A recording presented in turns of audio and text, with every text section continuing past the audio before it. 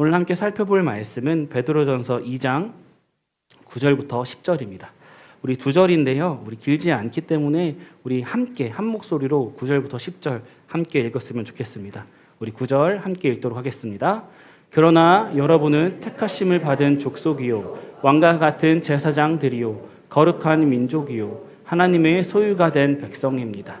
그래서 여러분을 어둠에서 불러내어 자기의 놀라운 빛 가운데로 인도하신 분의 업적을 여러분이 선포하는 것입니다. 여러분이 전에는 하나님의 백성이 아니었으나 지금은 하나님의 백성이요 전에는 자비를 입지 못한 사람이었으나 지금은 자비를 입은 사람입니다. 아멘.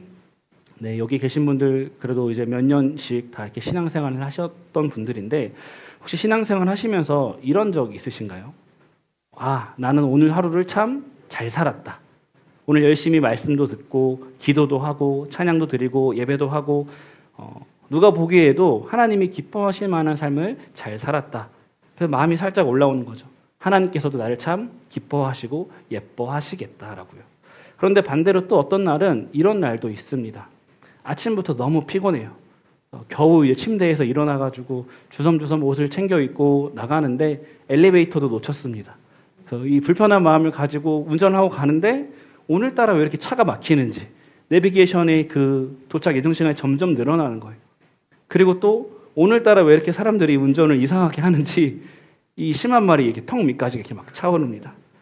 그리고 또 오늘따라 왜 이렇게 거슬리게 하는 사람들이 많은지 계속해서 마음이 불편하고 하나님의 은혜를 묵상하고 기도하기보다 짜증나고 겨우 분노를 억누르는데 애쓰는 그런 하루를 보내다가 집에 도착을 하고 나니 그래도 오늘 하루 열심히 살았으니까 수고한 나를 위해 잠시 나만을 위한 시간을 좀 가져야겠다 하고 이렇게 뒹굴뒹굴 하는데 어느덧 정신을 차려보니까 이제 잘 시간이 된 거죠. 아직 성경 통독도 안 했는데. 네. 그래서 어떡하지? 그런 날은 이렇게 기도합니다. 하나님, 오늘은 좀 여러모로 피곤한데 그냥 넘어가 주시면 안 될까요? 또 어떤 분들은 자기 마음속에 계산기가 하나씩 있어요. 어떤 계산기냐면 내가 오늘 기도했으니까 플러스 5점. 내가 오늘 열심히 교회에서 수고하고 헌신하고 봉사했으니까 플러스 10점. 오늘은 내가 참지 못하고 내 아들에게 내 딸에게 화를 내버렸네. 마이너스 10점.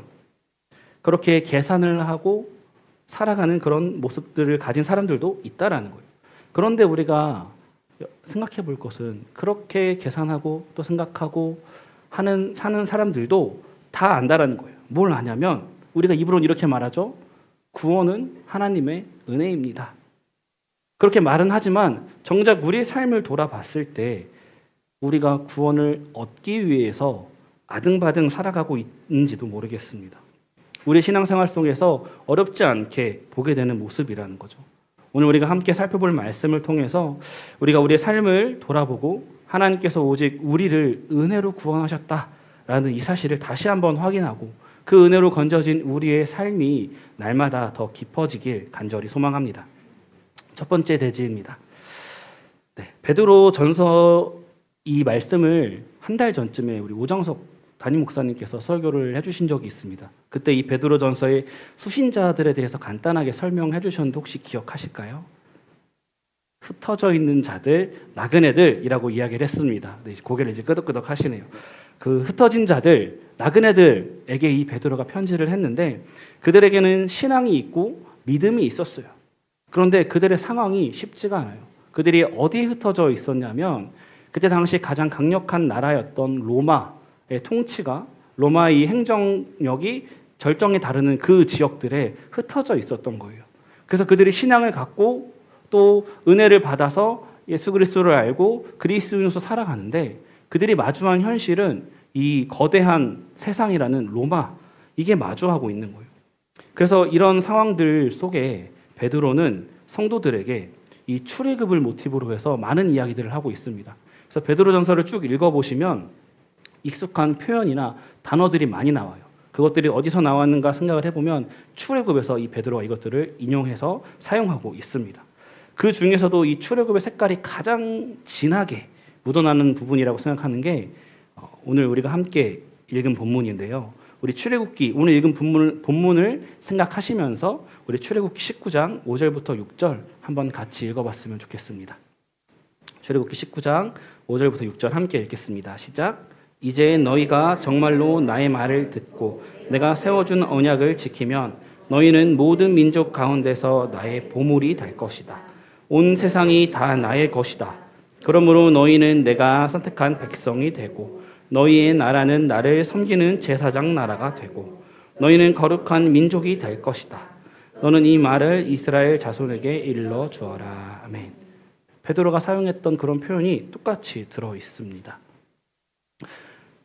베드로는 지금 이 세상, 로마라는 거대한 세상을 앞두고 그들의 삶이 점점 피폐해져가고 여러 고민과 아픔 속에 살아가는 그 흩어진 나그네들에게 이렇게 이야기를 하고 있는 거예요. 그럼 우리 출애굽 백성을 한번 떠올려 봤으면 좋겠습니다.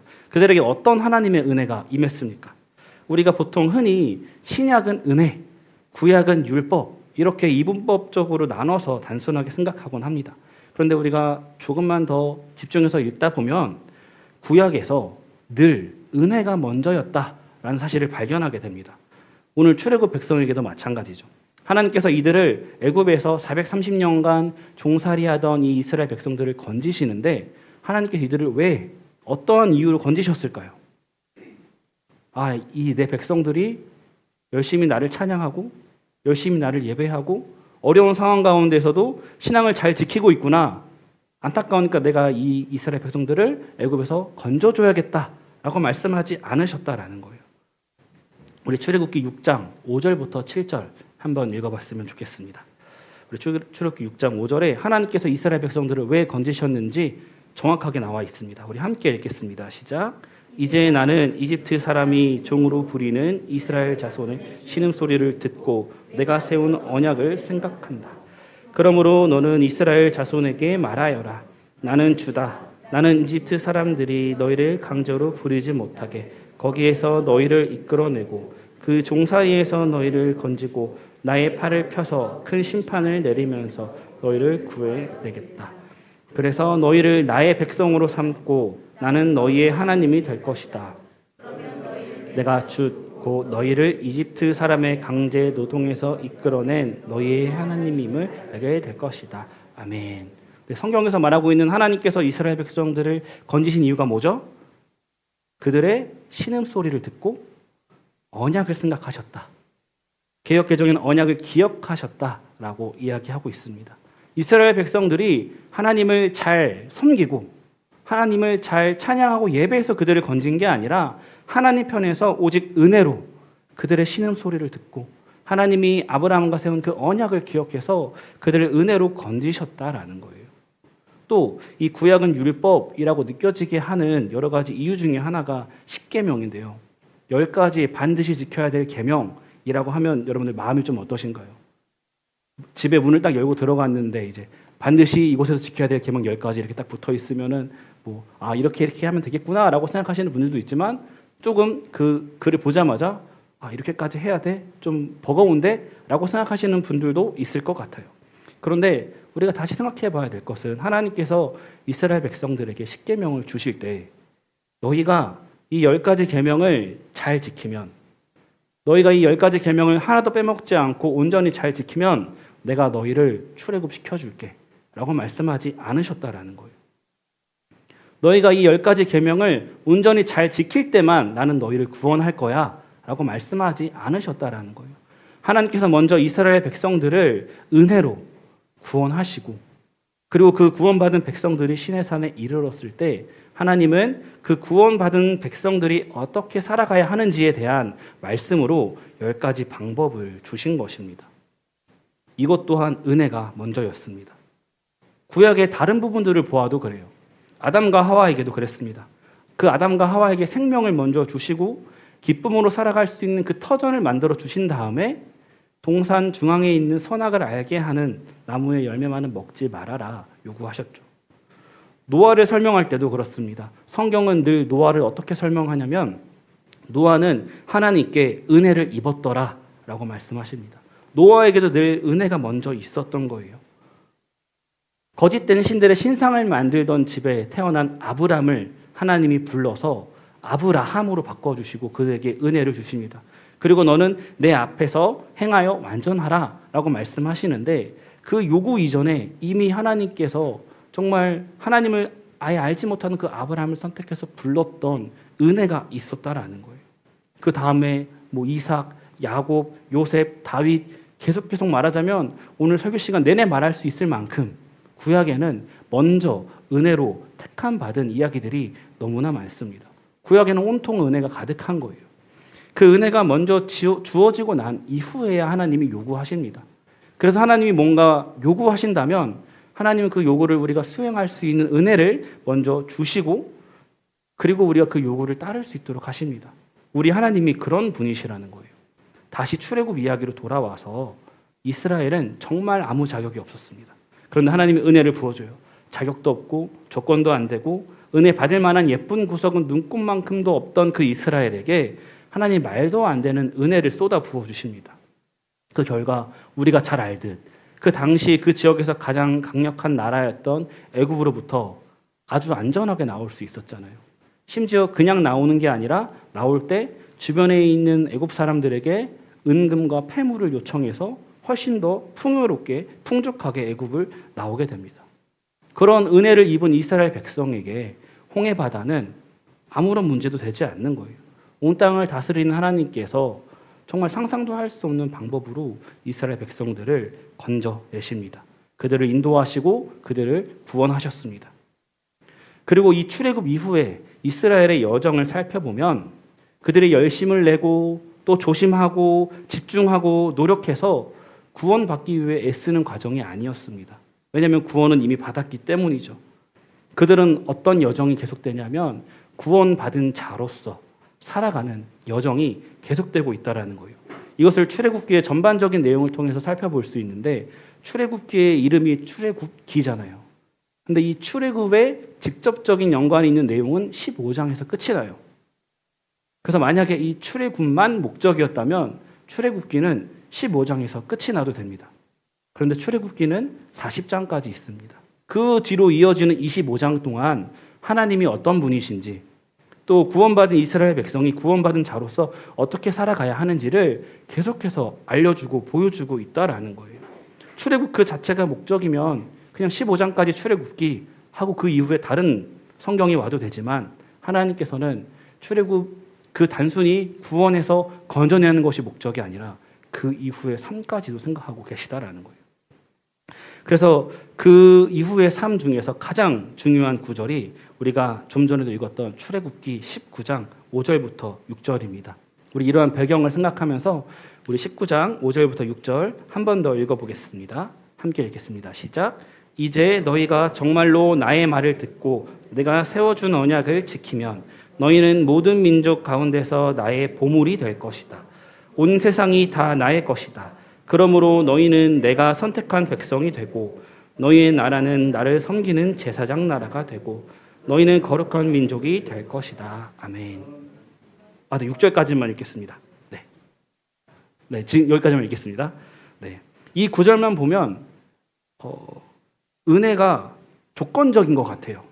5절에 이제 너희가 정말로 나의 말을 듣고 내가 세워준 언약을 지키면 이라고 있지만 우리가 전체적인 맥락을 봤을 때 이 말씀보다 항상 앞에 있었던 것이 무엇이었냐면 출애굽이었고 은혜였습니다. 다시 한번 강조드리지만 은혜가 먼저입니다. 그래서 그 은혜를 받아 구원받는 백성은 이제 하나님의 백성으로서의 정체성을 가지고 그리고 분명한 목적을 가지고 살아가는데 그 모습이 우리가 방금 읽었던 6절에 나오는 하나님을 섬기는 제사장 나라 그리고 거룩한 민족인 거예요. 요새 통독하시는 분들은 계속 읽고 계시겠지만 그 레위기를 통해서 제사장과 거룩과 이런 것들을 힘겹게 또 감사하게 은혜 가운데 읽고 계실 텐데요. 네, 제사장 잘 알고 계시듯 이 제사장은 제사를 집례하는 사람을 말합니다. 그 상징적인 의미로는 죄악 가운데 빠진 이스라엘 백성들과 거룩한 하나님을 잇는 역할을 하는 거죠. 그래서 이 거룩한 하나님과 죄악에 빠진 이스라엘 백성들을 잇기 위해서 제사장은 늘 거룩해야 됐습니다. 그래서 굉장히 디테일하고 또 섬세하게 레위기에서 어떻게 해야 거룩해지는지 아주 상세하게 설명이 되고 있죠. 그래서 이 제사장 나라와 거룩한 민족이라는 것은 사실 동전의 양면과도 같은 거예요. 그런데 이 제사장 나라라는 표현을 잘 생각을 해보면 그냥 제사장이 아니라 제사장 나라입니다. 제사장이 아까 이스라엘 백성과 하나님을 잇는 역할이었다면 제사장 나라는 하나님을 알지 못하는 다른 나라들과 하나님을 잇는 그 역할을 이스라엘 민족이, 이스라엘 나라가 감당하기를 원하셨다라는 거예요. 하나님과의 관계가 깨어진 온 나라들, 온 열방들, 하나님 그 사람들을 하나님과 이어주는 나라로 세운 나라가 바로 이스라엘 나라였습니다. 그래서 하나님께서는 그 일을 위해 언약을 맺으시고 이스라엘을 애굽 땅에서 건져내시고 오직 은혜로 그들을 인도하셨던 거예요. 그래서 이스라엘 백성이 하나님의 은혜를 경험할 때마다 성경을 보시면 어떤 구절이 함께 나오냐면 주변에 있는 나라들이 하나님에 대해서 알게 되는 그런 모습들이 묘사되고 있습니다. 하나님은 이 일을 위해 이스라엘 백성들에게 은혜를 주시고 은혜로 그들을 건져내신 거예요. 그래서 베드로는 지금까지 제가 말씀드린 이 배경을 가지고 흩어져 있는 로마 각 지역에 흩어져 있는 그리스도인들에게 말하고 있는 거예요. 그래서 우리 한 번 더 베드로전서 2장 9절 10절 2장 9절부터 10절 오늘 본문 말씀 읽어봤으면 좋겠습니다. 우리 출애굽기 배경을 생각하면서 함께 한 번 더 읽겠습니다. 시작. 그러나 여러분은 택하심을 받은 족속이요 왕과 같은 제사장들이요 거룩한 민족이요 하나님의 소유가 된 백성입니다. 그래서 여러분을 어둠에서 불러내어 자기의 놀라운 빛 가운데로 인도하신 분의 업적을 여러분이 선포하는 것입니다. 여러분이 전에는 하나님의 백성이 아니었으나 전에는 자비를 입지 못한 사람이었으나 지금은 자비를 입은 사람입니다. 아멘. 오늘 본문 9절은 그러나로 시작하고 있습니다. 그래서 9절 앞의 내용 우리가 읽진 않았지만 제가 간단하게 설명을 드리자면 베드로전서의 수신자인 그 흩어져 있던 기독교인들이 마주한 상황이 아까 말씀드렸듯 로마라는 거대한 세상이었습니다. 그래서 그 로마의 가치관, 로마의 어떤 그런 기준, 어떤 로마에서 말하고 있는 좋은 것들이 그 흩어져 있는 그리스도인들에게 막 스며드는 거예요. 그래서 자기들도 이제 알아차리지 못하게 그런 어떤 그리스도인으로서 구별되지 못하고 세상적인 모습을 가지고 살아가게 되는 거예요. 그래서 베드로는 이 시편과 마태복음에서 예수님이 하신 말씀을 인용합니다. 그 세상의 가치로 봤을 때 예수 그리스도는 가치가 없는 존재인 거예요. 세상의 가치와 기준으로 바라볼 때 예수님은 실패자인 거예요. 알베르트 슈바이처는 그의 책에서 예수님을 이렇게 평가하고 있습니다. 그는 역사의 수레바퀴를 움직이려 했지만 결국 그 수레바퀴에 깔렸다. 무언가 해보려고 했지만 그가 그 일을 다 이루지 못하고 십자가에 죽었다라는 거예요. 로마라는 그 거대한 정치 세력 앞에서 그가 변혁을 일으키지 못하고 그는 끝내 죽어버렸다라고 말하는 거예요. 그런데 이것이 세상에서 말하는 예수 그리스도입니다. 그런데 베드로는 그런 사상과 그런 생각들이 스며들고 있는 이 흩어져 있는 그리스도인들에게 시편 말씀과 마태복음에 예수님이 하신 말씀을 가져오는데 그 말씀이 무엇이냐면 건축자의 버린 돌 이야기예요. 건축자의 버린 돌 같지만 그것이 모퉁이 돌의 머릿돌이라는 가장 중요한 역할을 하게 된다는 거죠. 세상에서는 이 예수 그리스도가 건축자의 버린 돌처럼 가치 없고 의미 없고 쓸데도 없는 것처럼 느껴지는 거예요.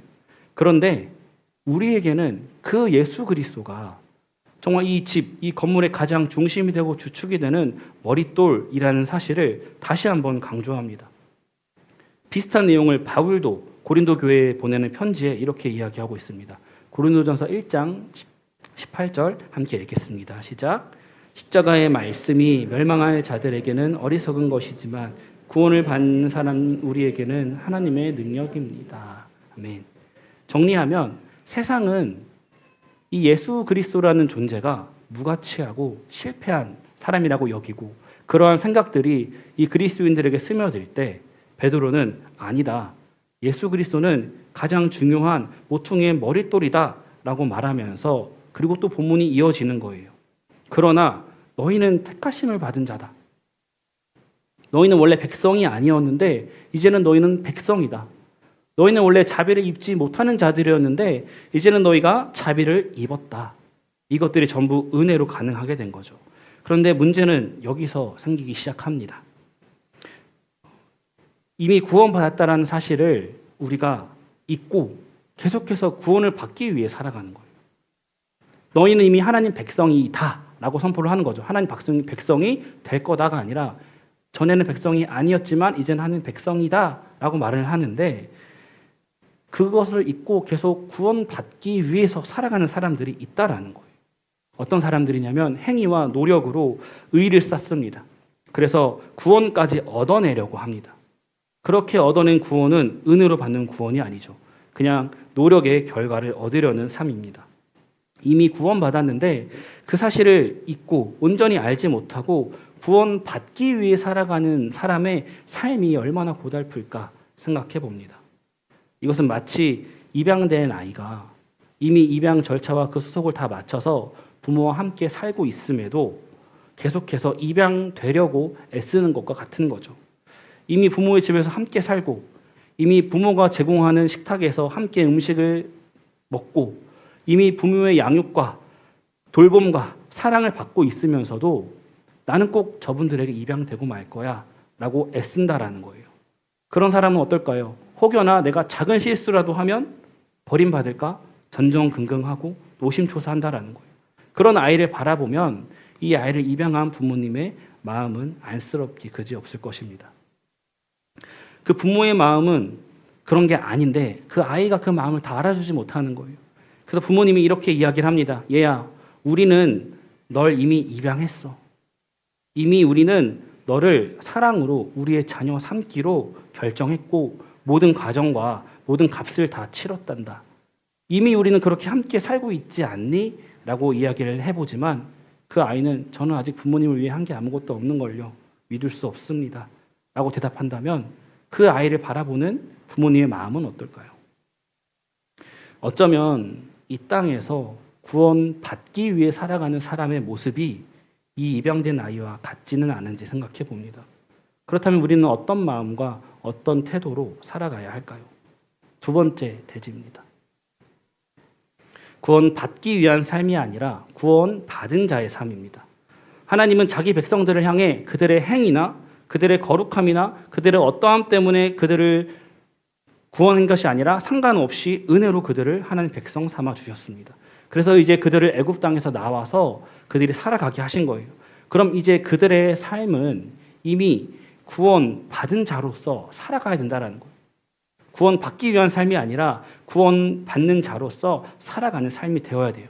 우리도 마찬가지입니다. 우리가 이 땅에서 흩어져서 나그네로 살아가는 이 여정은 내가 구원받기 위해서 애쓰고 노력하고 노심초사하고 혹시나 내가 탈락했을까 전전긍긍하는 그런 삶이 아니라 그 받은 은혜와 이미 받은 구원을 맛보고 누리고 기쁘게 하나님을 찬양하며 예배하는 삶이 되어야 된다라는 거예요. 여러분은 지금 여러분의 삶을 어떻게 살아가고 계십니까? 구원받기 위해 살아가고 계십니까? 아니면 구원받은 자로서 살아가고 계십니까?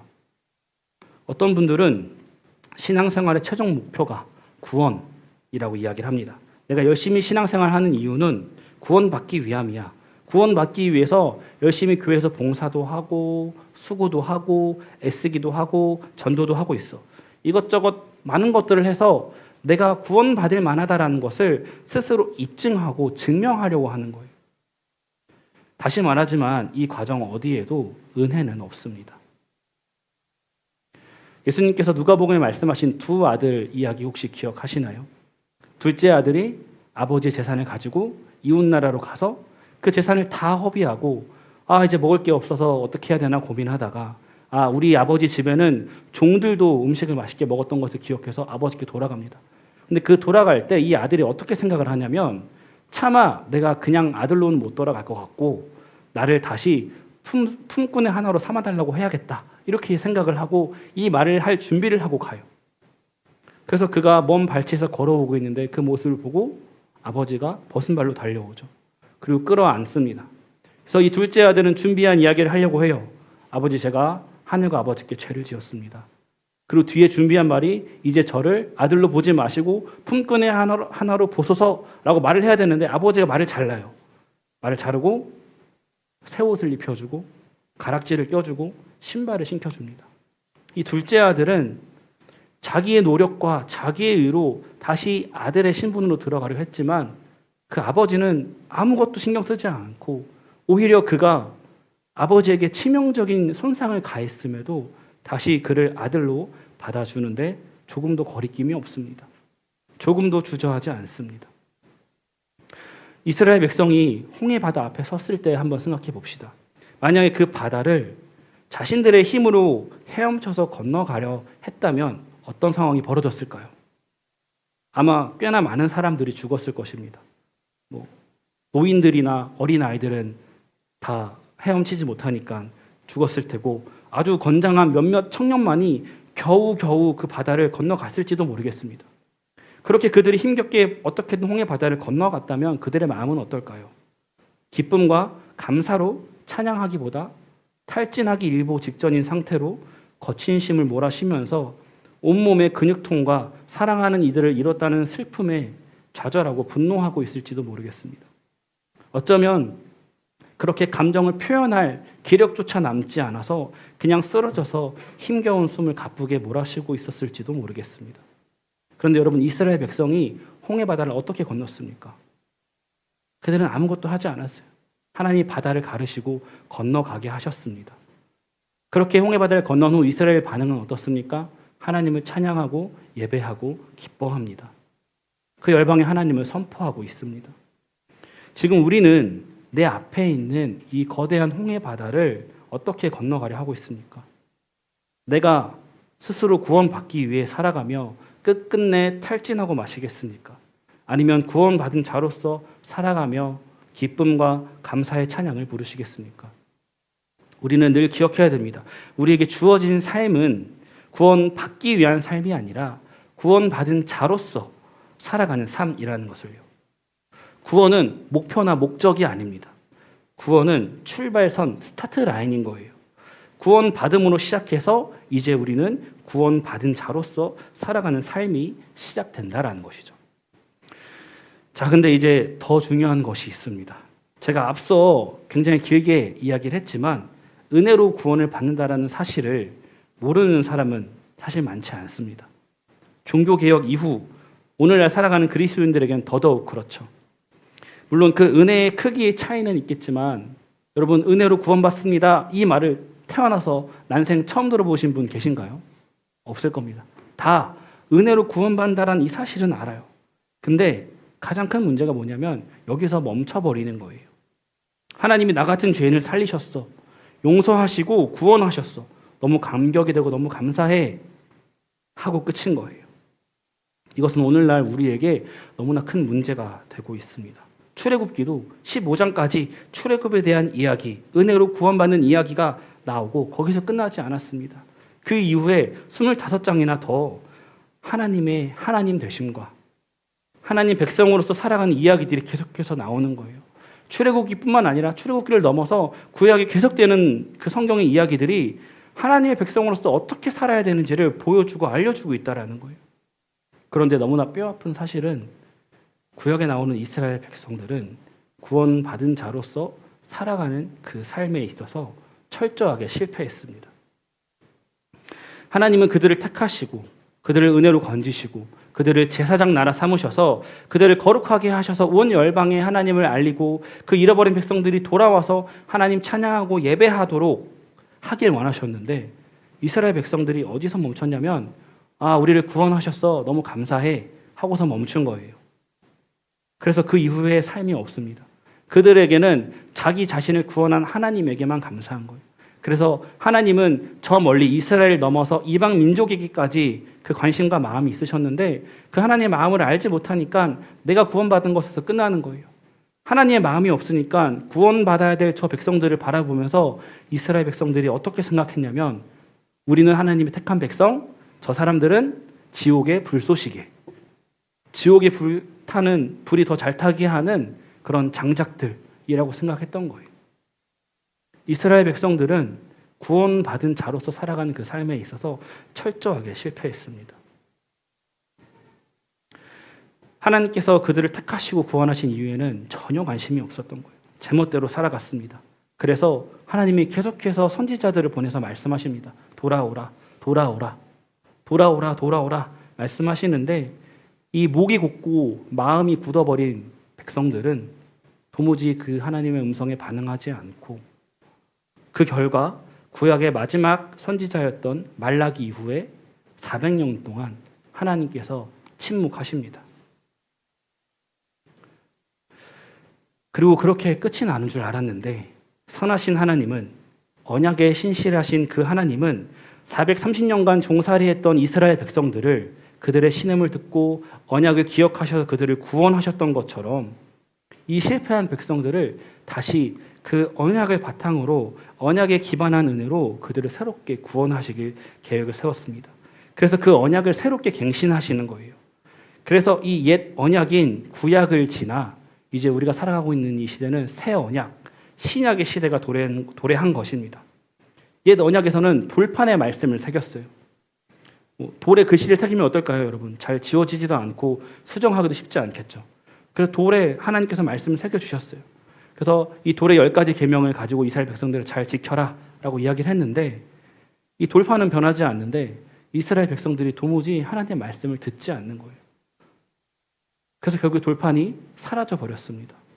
아무리 단단한 돌판에 이 말씀을 새겨도 도무지 이 하나님의 백성들이 하나님의 말씀을 순종하지 않고 관심조차 없는 거예요. 그래서 하나님께서는 새 언약을 맺으시며 그 말씀을 돌판이 아니라 각 사람 마음 가운데 새기십니다. 하나님께서 선지자들을 보내서 하나님 말씀을 대언하게 하세요. 하나님의 마음이 어떤지 하나님의 심정을 대신 전하게 하세요. 그렇게 돌아오라 돌아오라 피를 통하는 심정으로 눈물을 흘리면서 선지자들이 외치는데 도무지 듣지를 않는 거예요. 그 하나님 말씀이 도무지 그 백성들에게 들리지가 닿지가 않는 거예요. 그래서 하나님께서 이 새 언약을 맺으실 때 우리 안에, 여러분들 각 사람 안에 성령께서 내주하심으로 여러분 안에서 하나님이 직접 말씀하게 하십니다.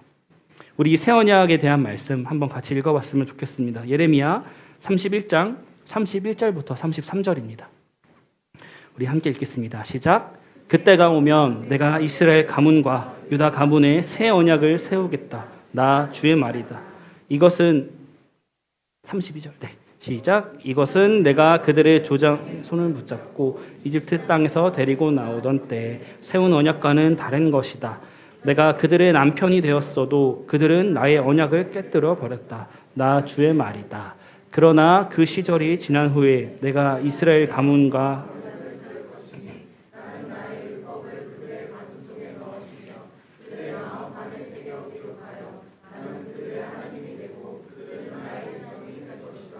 나 주의 말이다. 아멘. 하나님께서 그 구약의 구원받은 자로서 살아가는 삶에 대해서 철저하게 실패한 하나님의 백성들을 향해서 이제 새 언약을 주신 것입니다.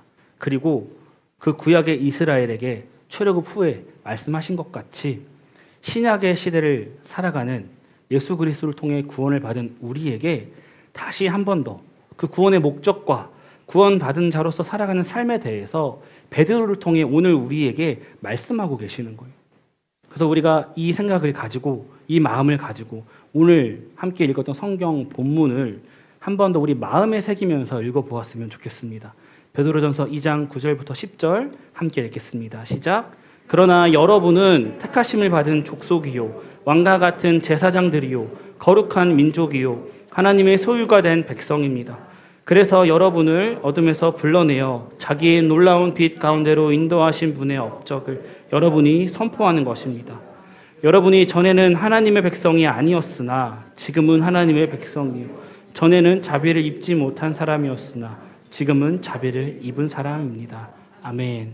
이제 우리는 더 깊어져 가는 삶을 살아야 돼요. 마지막 대지입니다. 우리는 구원받은 자로서 살아가야 되는 거예요. 구원받기 위한 삶도 아니고요.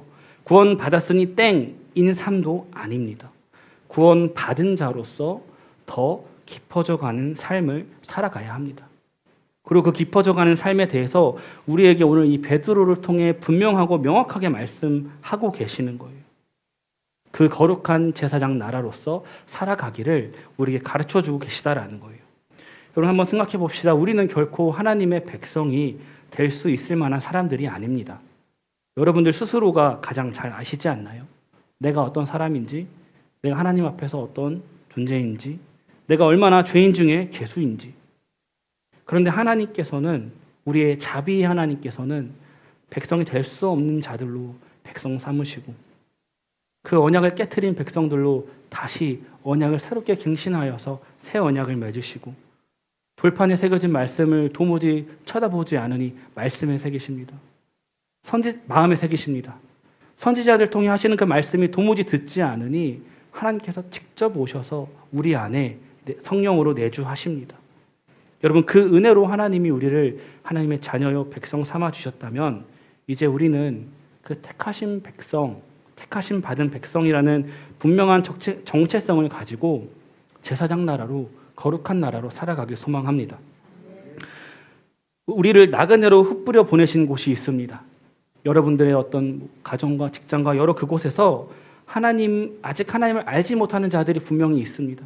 그들을 향해 하나님께서 우리가 다가가도록, 그들에게 하나님이 어떤 분인지 우리가 보여주고 알려주도록 우리를 은혜로 구원하셨다라는 거예요.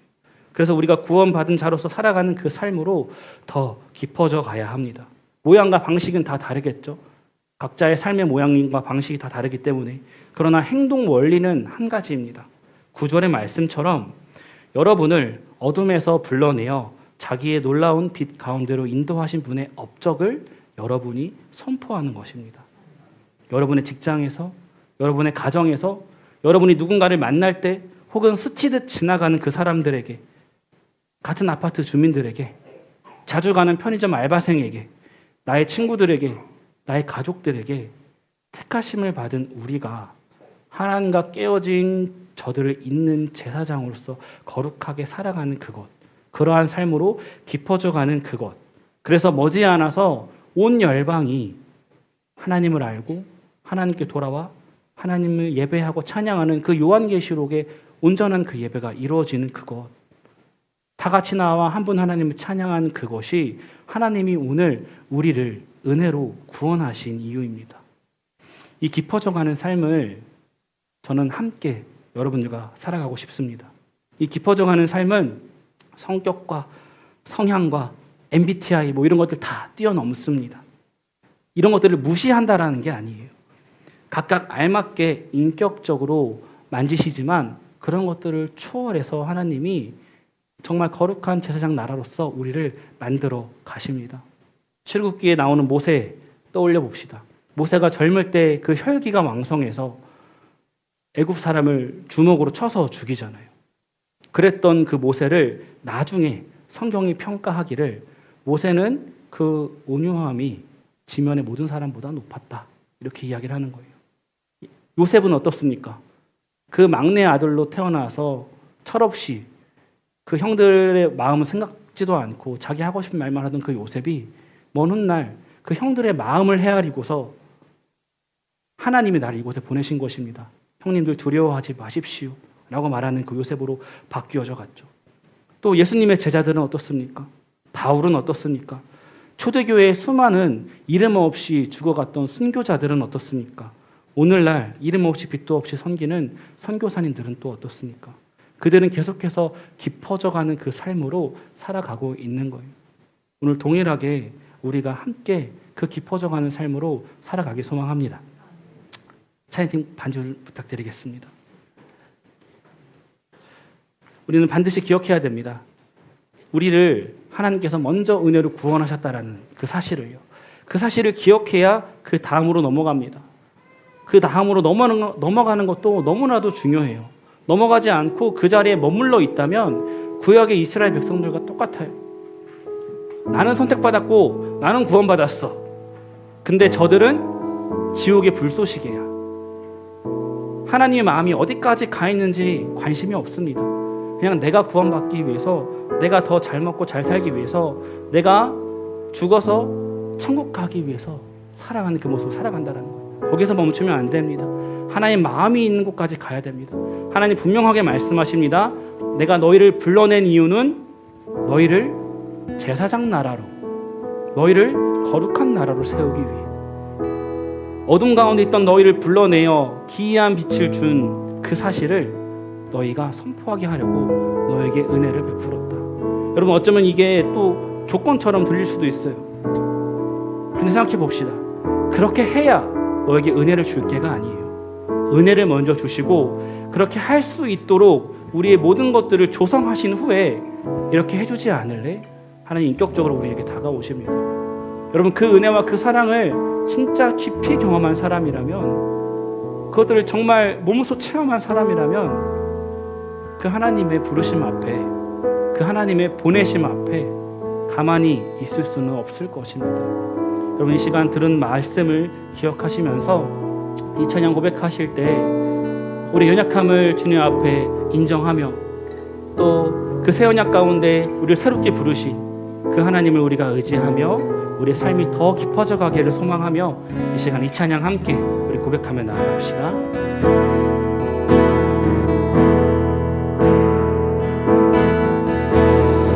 은혜로 날 붙드시고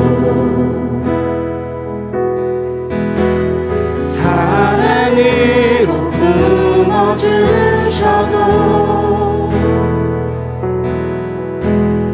내 마음 한 자락도 지키지 못하는 이 모습 부끄럽습니다.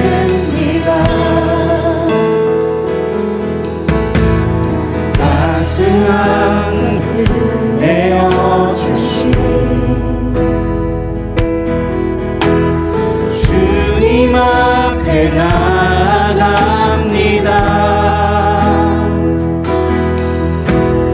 표현 못할 긍휼로 나를 붙드시는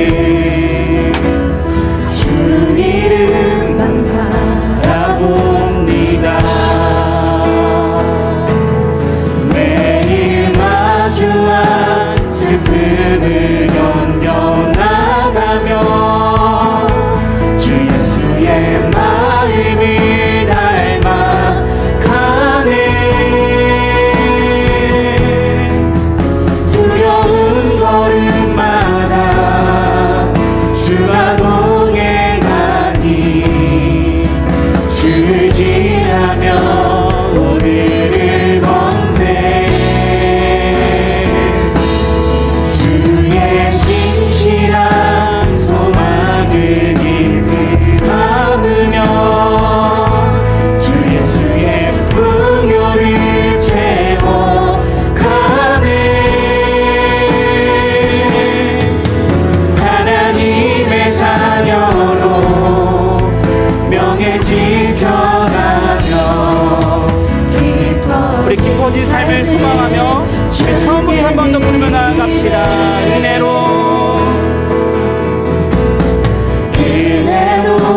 날 붙드시고 사랑으로 품어주셔도 내 마음 한 자락도 지키지 못하는 이 모습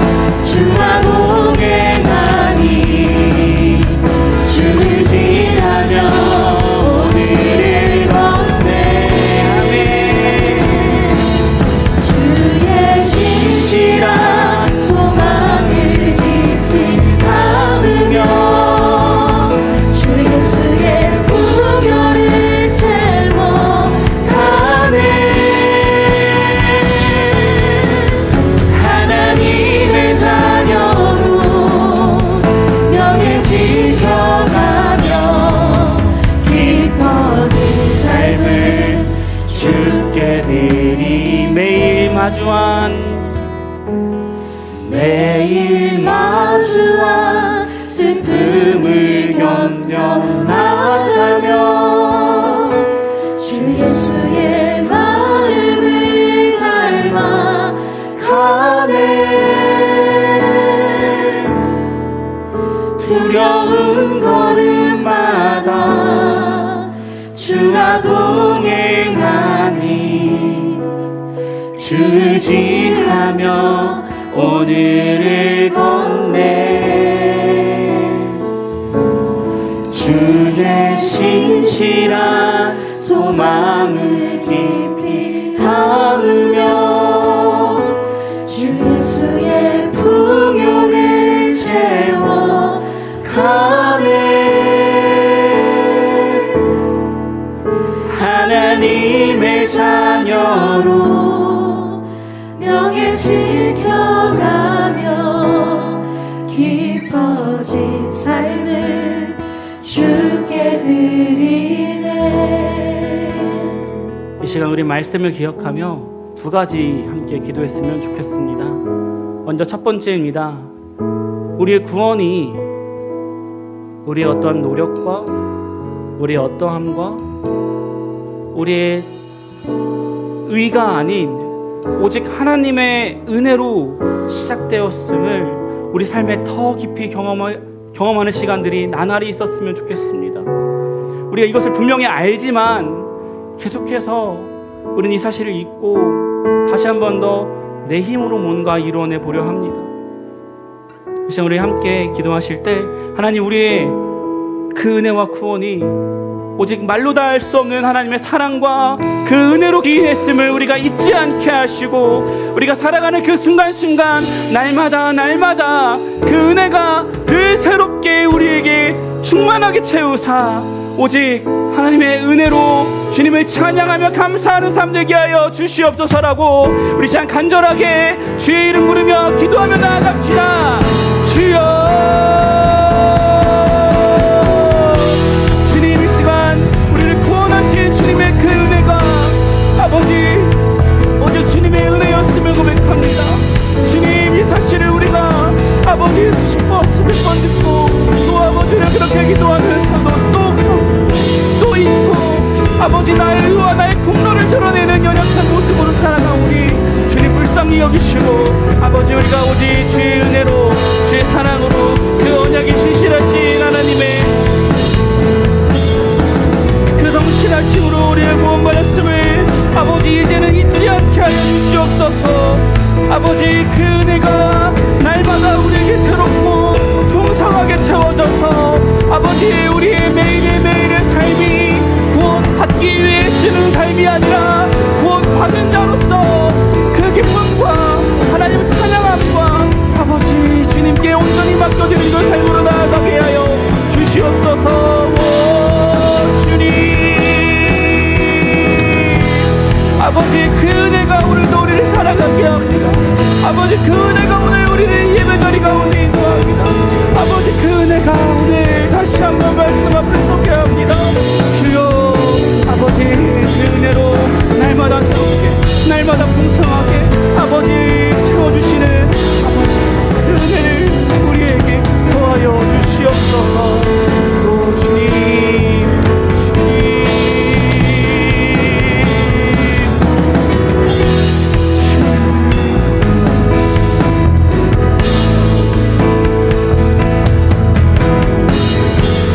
이어서 두 번째로 기도합시다. 우리 이제 구원 받기 위해 애쓰며 아등바등 살아가는 그 삶이 아니라 구원 받은 자로서 하나님께서 우리에게 분명하게 말씀하신 그 사명과 그 소명을 갖고 살아가는 자들 되길 소망합니다. 우리를 흩어 뿌리신 그 자리에 하나님께서 분명하고 명확한 이유와 목적을 가지고 뿌리신 그 자리에서 우리가 거룩한 제사장 나라로 살아가며 그 하나님과 관계가 깨어진 하나님을 알지 못하는 그 은혜와 그 사랑을 경험하지 못한 그들을 하나님께로 인도하고 그들이 하나님의 그 은혜 가운데 온전히 온전히 주님께 돌아와 하나님을 예배하고 하나님을 찬양하는 온 나라와 온 열방이 그렇게 주 앞에 나와 예배하는 그날이 속히 오기를 소망하는 마음으로 우리 각자의 그 자리에서 구원받은 자로서 거룩한 제사장의 나라로 살아가게 하여 주시옵소서라고 시간 마지막으로 한 번 더 주의 이름 부르며 기도하며 나아갑시다. 주여, 오 주님, 우리를 부르신 그 자리에 아버지 우리 거룩한 제사장 나라로 서길 소망합니다. 주님, 나의 만족과 유익과 나의 즐거움을 위한 신앙생활이 아니라 아버지 나의 구원을 위한 신앙생활이 아니라 아버지 이미 구원하신 그 은혜에 반응하여 하나님의 기쁨이 되는 그 잃어버린 영혼들이 돌아오는 그 일에 아버지 우리의 삶을 내어드리는 아버지 겁나 함께하는 교회 모든 성도들에게 하여 주시옵소서. 주님, 은혜가 아버지 우리에게 필요합니다. 주님, 그 걸음을 살아갈 힘을 우리에게 더하여 주시옵소서. 우리 마음 판에 새긴 그 말씀과 우리 안에 내주하시는 성령의 도우심과 인도하심으로 아버지 우리가 오늘을 아버지 거룩한 제사장 나라로 살아가는 그 은혜를 더하여 주시옵소서. 오 주님, 연약한 우리가 아버지 앞에 간곡히 기도하오니 우리의 삶이 더 깊어지길 소망합니다. 우리의 삶이 더 깊어지길 소망합니다. 아버지 주님 원하시는 그 삶으로 하나님의 나라로 깊어지는 우리 삶 되길 소망하오니 주여 주옵소서. 주여 주옵소서.